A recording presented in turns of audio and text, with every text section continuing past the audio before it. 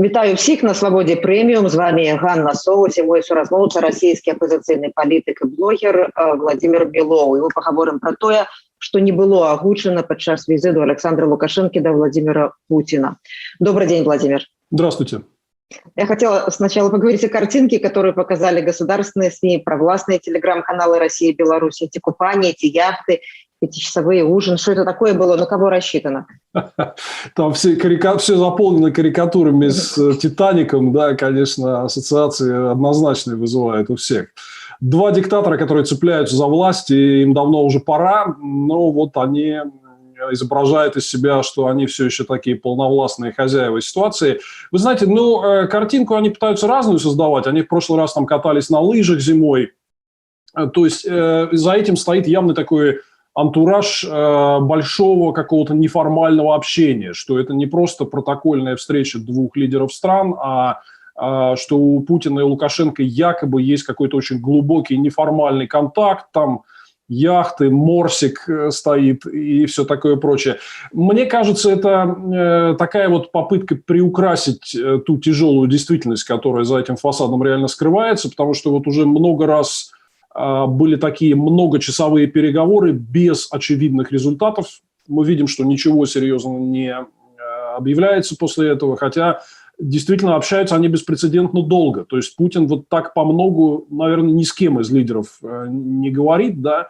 Это уже вот такая вот за последние несколько месяцев такая третья большая встреча, да, когда они вот сидят по несколько часов и даже по паре дней там и в результате ничего не получается. Я думаю, что вот этот весь антураж неформальности, всяких катаний на лыжах и яхтах, он призван скрыть вот эту пустоту, то есть отсутствие реального содержания и какого-то прогресса в их переговорах подменяют, вот, чтобы все обсуждали вот не то, что там Путин сидели с Лукашенко много часов за закрытыми дверями и ничего не произошло, а чтобы всем дали вот пищу, вот обсуждали яхту, обсуждали, как они купаются, обсуждали, как они катаются на лыжах.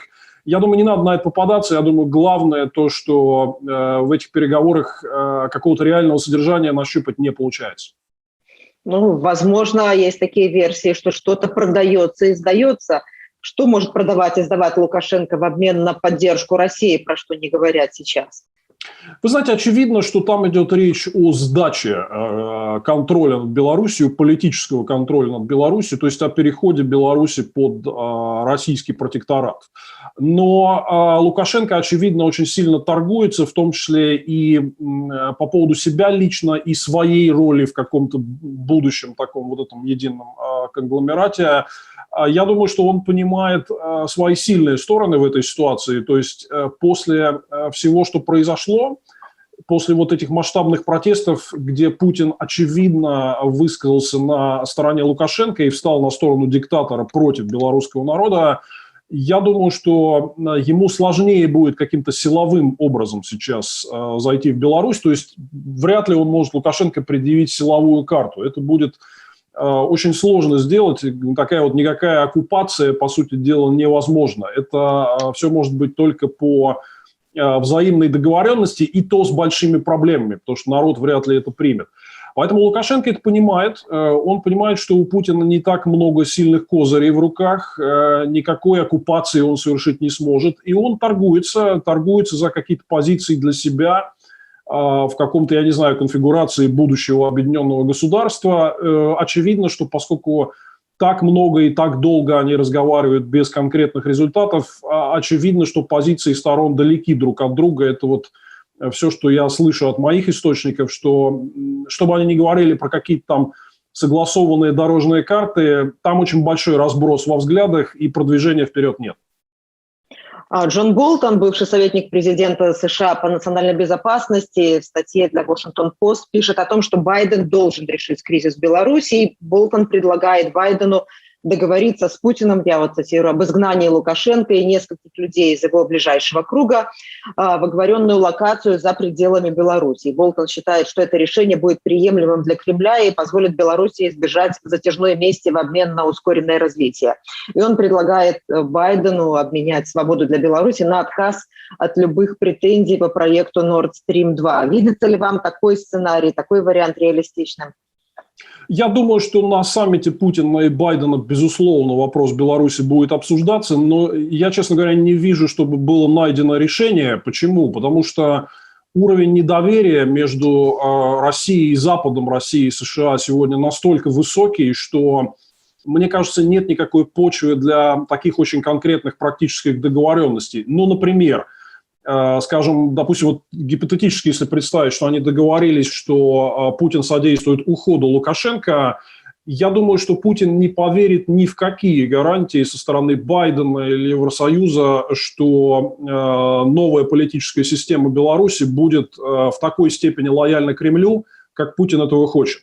То есть для Путина в связи с уходом Лукашенко, почему он так за него цепляется? Хотя уже, казалось бы, очевидно, обезумевший и теряющий власть диктатор, да, но Путин очень боится того, что будет после. Он боится, как вот они все время себя пугают сценариями цветных революций, он боится, что новый политический режим в Беларуси будет неконтролируемый из Москвы, и вот это для него главный такой риск. Никаких гарантий, что это не будет так, что Путин по-прежнему будет иметь возможность влиять на ситуацию, Байден ему дать не сможет. Поэтому я считаю, что вероятности какой-то вот такой сделки, они очень низкие именно из-за недоверия сторон. Плюс еще такой момент, что международные лидеры, я уверен, и Байден в том числе, они хотели бы гарантий того, что Кремль не будет физически поглощать Беларусь, то есть присоединять ее к себе. Они хотели бы гарантии, что Беларусь продолжит существование как суверенное государство. Конечно, теперь уже Путин такие гарантии не захочет давать. Вот, потому что у них, очевидно, лежит поглощение в Беларуси, у них, очевидно, лежит в плане. Поэтому, мне кажется, я не вижу здесь, опять же, почвы для конкретных договоренностей. Я считаю, что разлет в позиции сторон очень-очень велик. Я хотела бы вас попросить прокомментировать сегодняшнее заявление директора Департамента экономического сотрудничества МИД России Дмитрия Беречевского о том, что Москва будет защищать Беларусь и помогать ей, если Евросоюз ведет против Минска экономические санкции. Какой тут интерес? Только на словах. И как это вписывается в тот сценарий, в то желание поглощения России и Беларуси? Вот эта поддержка. На уровне риторики традиционно Кремль и Москва всегда встают на сторону вообще любых диктаторов в противостоянии с демократическим миром, а вовсе не только одного Лукашенко. То есть это классика. Это значит, у нас так все понимают, что главный враг – это развитый свободный мир, а все диктаторы, которые только остались, это вот наши союзники, и наша задача помогать им обороняться от тех, кто борется за свободу. Вот, поэтому здесь это на самом деле не исключение. Они примерно то же самое говорят и про Венесуэлу, и про Башара Асада, и много еще про кого. Вот. Но надо сказать, что после вот этих президентских выборов и последовавших протестов какой-то сверхмасштабной помощи, вот именно материальной от Москвы, Лукашенко не получил. И мы, кстати, с вами говорили об этом. Я вот здесь в эфире у вас говорил, что я не жду, что Путин прям ринется большим рублем его спасать. Все, что мы видим, это только вот что сейчас после катания на яхте они договорились перечислить Беларуси третий транш вот того же кредита в $1,5 миллиарда, который, собственно, они ему обещали еще в сентябре. Поэтому ничего нового. Вот сколько он не ездил в Россию к Путину, он не получил ничего нового, а всего лишь речь идет о выполнении вот предыдущих договоренностей, что вот из 1,5 миллиарда обещанных в сентябре они миллиард уже получили. И, кстати говоря, большую часть потратили на то, чтобы рассчитаться с «Газпромом» по долгам за газ. Ну и вот только оставшиеся 500 миллионов, которые и так уже были обещаны, вот он получит. Поэтому мне кажется, то, что нет масштабной новой материальной помощи, и вся вот эта риторика поддержки оказывается во многом словами, но это прямое следствие того, что Путин не уверен в перспективах Лукашенко и не хочет ему давать больших авансов до того, как Лукашенко, по сути, сдаст ключи от Беларуси. Поэтому так много пустых встреч без результатов и никакого прогресса. Вот вы вспомнили предыдущее наше интервью, и это было начало 2021 года. Вы тогда еще в России были, и ситуация и в Беларуси, и в России выглядела более оптимистично, чем теперь. Вот авторитарные руководители Беларуси и России, как мы видим, в очень тесной связке. Они изучают и совершенствуют репрессивные практики друг у друга. Что им могут противопоставить демократические силы, гражданское сообщество и Россия, и Беларусь? Вы знаете, мы слышали много плохих новостей в последнее время, но я немножко постараюсь разбавить все это хорошими, потому что, во-первых, вот это негативное отношение общества к устаревшим жестоким диктатурам, оно никуда не ушло и не уйдет. То есть вот этими посадками, избиениями и жестокостью им как бы не удастся поменять общественное настроение. И нет никаких признаков того, что эти настроения менялись бы ни в Беларуси, ни в России.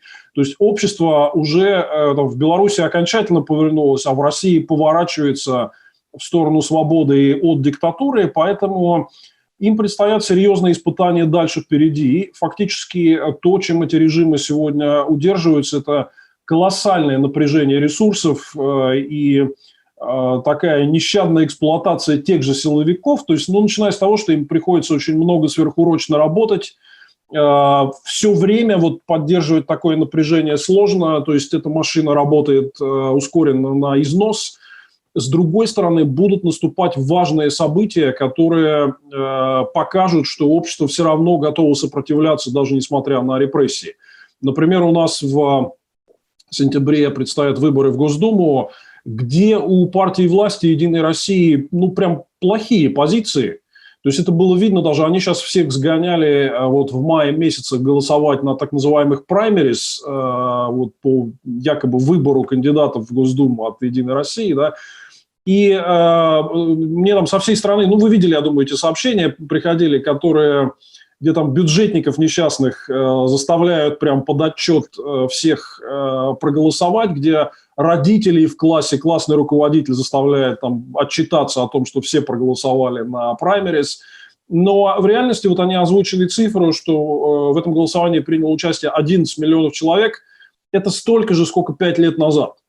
То есть всем колоссальным вот этим напряжением и сгоном людей они как-то больше выжать из этого голосов не смогли. Рейтинги их на минимуме, и, скорее всего, мы в сентябре увидим очень серьезные негативные результаты для партии власти, и мы верим, что это там вдохнет новую жизнь, в том числе и в наши протестные движения. Я думаю, что похожие события будут и в Беларуси происходить, и, кстати говоря, любые новости по поводу каких-то шагов в сторону аннексии со стороны России, я думаю, что снова всколыхнут белорусское общество. Думаю, что несмотря на репрессии и жестокость силовиков, будут новые протесты. Поэтому вот это вот стремление к свободе, оно никуда не ушло. Чуть-чуть ситуацию временно погасили репрессиями, но впереди у властей России и Беларуси очень серьезные испытания. Я думаю, что все вернется. И мы увидим еще и масштабные протесты, и то, как будут шататься кресла под этими диктаторами. И вот верю в то, что скоро ситуация развернется, и мы уже не будем в таком пессимистичном ключе обо всем говорить. Как вам кажется, есть ли какое-то принципиальное отличие между диктаторами, авторитарными руководителями, такими как Лукашенко и Путин? Есть отличие в том, что Россия – это гораздо более сложная страна. Это большая федеративная страна с большим числом разных крупных интересов, которые надо согласовывать. Поэтому Лукашенко все-таки он выстраивал в Беларуси такой единоличный режим власти уже более четверти века, где многое основано на его капризах, и вся номенклатура, это просто люди абсолютно лояльные ему. И он поэтому очень многие вещи, которые он делает, например, основаны на личных его капризах, скажем, вот та же посадка самолета с Романом Протасевичем, я абсолютно уверен, что Лукашенко просто там ночами не спал, продумывал разные операции, как основатели нехты заполучить к себе в лапы, выкрасть их из Польши или из Литвы, и вот такой случай представился. Уверен, что это лично от него идет. А что касается Путина, то здесь у них много общего. И вот это вот там параноидальные зацикленности на личной власти, на роскоши, на уничтожении своих личных врагов. Но Путину сложнее, потому что Россия более сложно устроена, это крупный международный игрок, и ему, конечно, приходится действовать в рамках какого-то вот этого согласования интересов. У Лукашенко такой проблемы нет. Давайте поговорим про реакцию демократического мира. В интервью Белсату посол США в Беларуси Джули Фишер сказала, что Запад должен ответить на языке, понятном Лукашенко. Видится ли вам ответ коллективного Запада, который будет реально действенным в отношении Лукашенко на том языке, который он поймет? Да, ну, во-первых, вот этот ответ уже есть, то есть фактически они уничтожили компанию Белавия, то есть это одна из крупнейших все-таки белорусских компаний, у нее там выручка в прошлом году она упала, но все равно была более 200 миллионов долларов, это один из столпов, в общем, белорусской экономики, в том числе и источник там части валютной выручки, она теперь уничтожена, то есть ее даже никакой там российской поддержкой и сохранением там коридоров через Россию, в общем, не спасти. Это очень большая финансовая дыра для режима Лукашенко. Ну, а в целом, вот я думаю, вы слышали эти разговоры, и уже и Боррель, руководитель внешнеполитического ведомства Евросоюза, сказал, что на повестке санкций против крупнейших генераторов притока валюты в страну, это и Беларусь-Калий, и Нафтан, и в том числе Белтрансгаз, например, который приносит выручку от транзита российского газа. Я думаю, что эти вещи будут. Я думаю, что вот они лежали очень долго в столе, потому что ну, ситуация, скажем так, она стабилизировалась после вот протестов августа-сентября прошлого года. То есть протесты стихли, вроде как ничего нового не происходит, поэтому у европейских политиков не было конкретного повода все эти идеи ввести санкции против крупнейших экспортных предприятий Беларуси, они лежали пока что под сукном и не двигались вперед. Но сейчас повод, какой, возник. И, конечно же, они просто посмотрели, а что мы можем сделать с Лукашенко и как ему ответить за вот этот акт международного терроризма. Ответ на поверхности. Вся белорусская экономика держится во многом на вот этих нескольких гигантах, дающих основную массу валютной выручки. Если ввести против них санкции, если они не смогут торговать с миром, то это будет огромный удар экономический по всей лукашенковской системе. Я думаю, что мы в ближайшее время вот на июньском саммите Евросоюза, скорее всего, это увидим. Владимир, в Беларуси идут суды над политическими заключенными. Они демонстрируют невероятную силу духа, стойкости и помогают людям на свободе ощущать себя более уверенных, вот как ни странно. То же самое демонстрирует Алексей Навальный в российской тюрьме. Почему все эти испытания и жертвы не напрасны? Потому что нет никакого другого пути для наших народов, кроме как свобода и мирное, нормальное сосуществование и движение интеграции в Европу. Этого хотят большинство наших народов. И вот то, что у нас временно возникли такие жестокие мафиозные диктатуры, это такой не очень удачный изгиб судьбы, и мы могли бы и должны жить совершенно по-другому, и все больше людей в наших странах это понимают. Поэтому история на нашей стороне, на стороне тех, кто борется за свободу.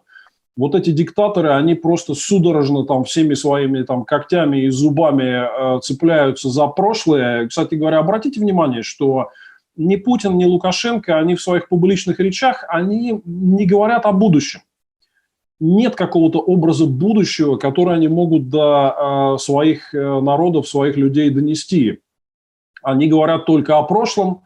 Они говорят о настоящем и какой-то адской там войне, которая со всех сторон на нас всех надвигается, да, но никто не хочет воевать. Все хотят нормально, мирно жить, как в свободном мире, развиваться, зарабатывать и обустраивать свое будущее, будущее своих близких, своих детей. Поэтому история не на стороне вот этих диктаторов, и им в этом плане нечего предложить. Они ничего не могут сказать своим народам в плане того, как мы будем развиваться и обустраивать свою жизнь. Поэтому, конечно, да, они могут использовать силу, подкуп, обман, пропаганду, но это все имеет временные эффекты, как Линкольн говорил, вы не можете обманывать всех людей все время. Поэтому обязательно вот это стремление к нормальной и лучшей жизни, оно обязательно прорвется, как это мы видели в прошлом году в Беларуси, и увидим еще и в Беларуси, и в России. Дякую велике, спасибо большое. Спасибо Это был российский оппозиционный политик и блогер Владимир Белов. Всего наилепшего. До свидания. До свидания.